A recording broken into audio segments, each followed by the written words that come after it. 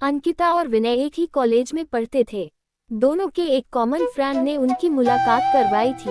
पूरा ग्रुप साथ में घूमते फिरते खाते पीते रहते थे।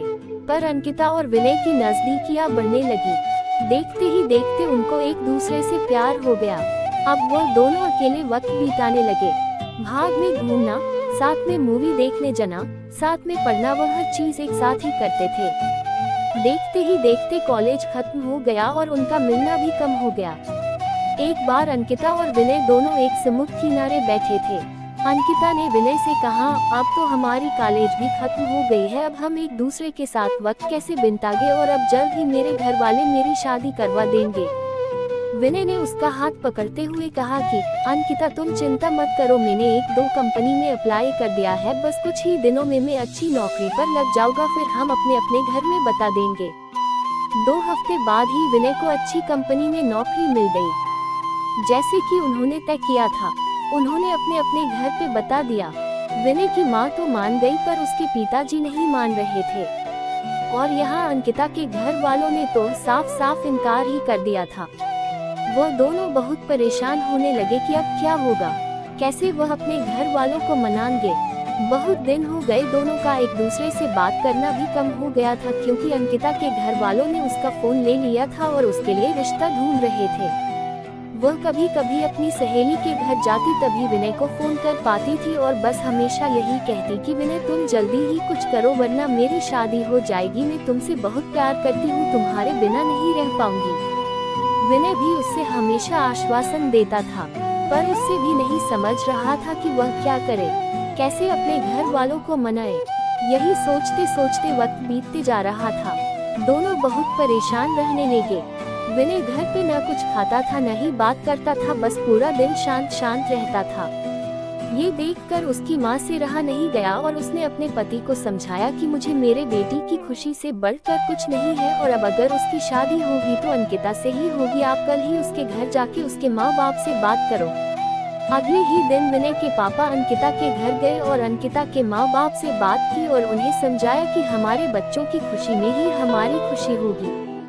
मेरा बेटा एक अच्छी कंपनी में काम करता है और उसकी तनख्वाह भी अच्छी है, वह आपकी बेटी को खुश रखेगा। विनय के पिताजी की बात सुनकर अंकिता के माँ बाप मान गए और शादी के लिए राजी हो गए। विनय और अंकिता की शादी धूमधाम से हुई। दोनों बहुत खुश थे। वह अपने हनीमून के लिए शिमला गए। हनीमून से लौटते ही विनय अपने काम पे लग गया। दोनों की जिंदगी हंसी खुशी बीत रही थी। उनकी शादी को अब 2 साल होने वाले थे, पर उन्हें अभी तक बच्चा नहीं हुआ था। घर वाले, रिश्तेदार, सब लोग अंकिता से हमेशा यही सवाल पूछते थे कि खुशखबरी कभी दे रही हो, पर वह हमेशा मुस्कुराकर बात टाल देती थी। विनय और अंकिता भी बच्चा चाहते थे, पर उन्हें हो नहीं रहा था। बहुत डॉक्टरों को दिखाया, सब टेस्ट भी करवाए, लेकिन कुछ फायदा नहीं हुआ। अंकिता की सास उससे बाबा के पास भी ले गई, पर वहाँ से भी सिर्फ निराशा ही हाथ आई। अंकिता बहुत परेशान थी। उससे यही चिंता खाए जा रही थी कि वह कभी मां नहीं बन पाएगी। 4 साल बीत गए, पर उन्हें अभी तक बच्चा नहीं हुआ।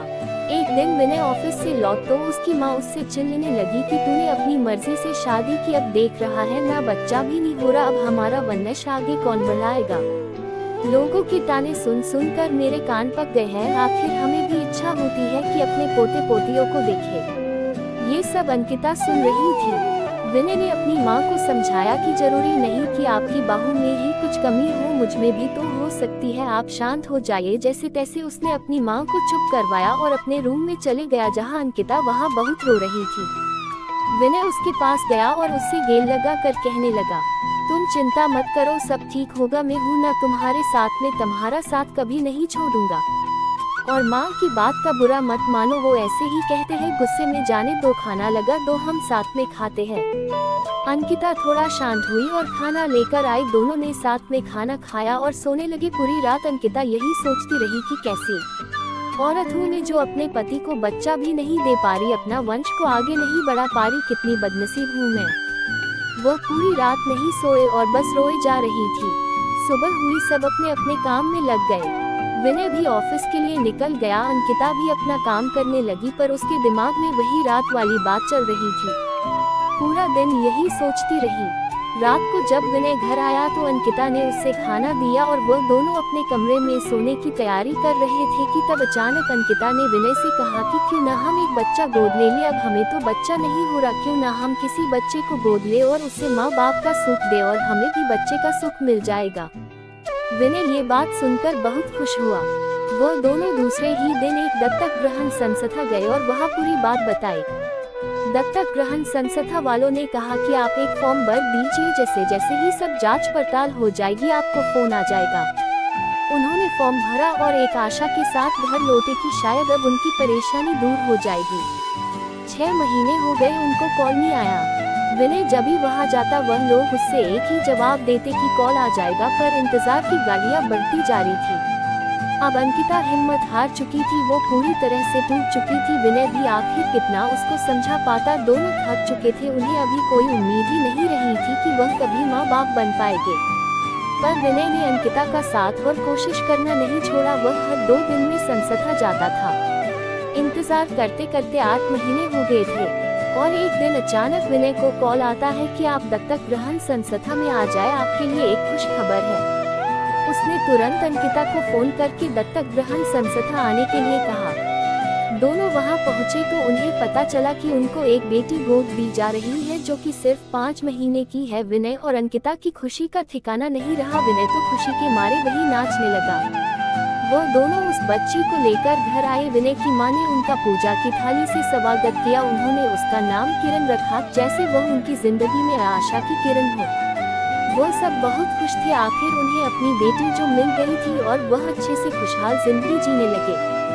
बस यही होता है प्यार, जो हर वक्त में तुम्हारा साथ दे और यकीन दिलाए कि हमारी परेशानियां हमसे छोटी होती है और हमें कभी अपनी जिंदगी में उम्मीद नहीं छोड़नी चाहिए। विश्वास हो तो हम सब कुछ पा सकते हैं।